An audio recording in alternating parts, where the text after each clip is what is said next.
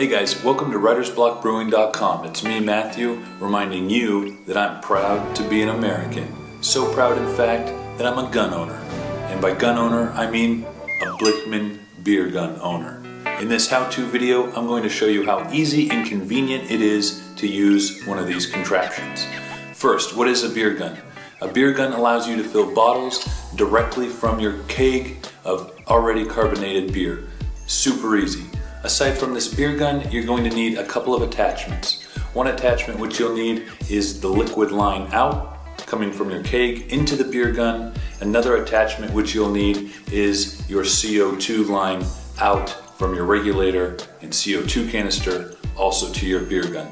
So let's go get this set up and we'll figure out how to pour. So the first thing we're going to need to do is connect the beer line out to our keg and the other end to the beer gun. Second thing we're going to need to do is hook up the CO2 line to the regulator. Here you can see I have a Y split off my regulator.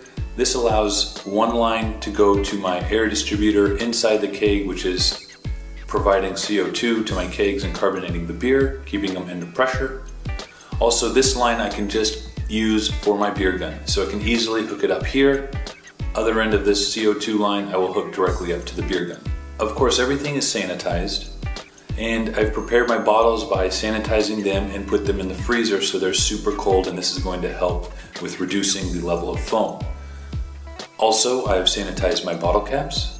Now back to the CO2 regulator, we're going to want to drop the PSI down to about 3. We don't want to be pushing the liquid out too fast. Now we're going to simply insert the beer gun all the way down to the bottom of the bottle. We're going to release the CO2 for about 3 seconds. This is purging all the oxygen out of the bottle. And very quickly, at an angle, we're going to press the trigger and allow a slow flow of beer into the beer gun. Now once you see an inch or so, or the beer gun tip is submerged with beer, you can go ahead and put it upright. Now as the beer reaches the mouth of the bottle, I'm going to release the trigger very quickly. You don't want to ease it out because this will create foaming. Simply lift the beer gun out of the bottle and you have an exact amount of headspace for every bottle. Now don't completely remove the beer gun. You're going to want to purge again that oxygen which is on top. Release the trigger for the CO2 very quickly, let it purge, and then cap it off with your bottle capper.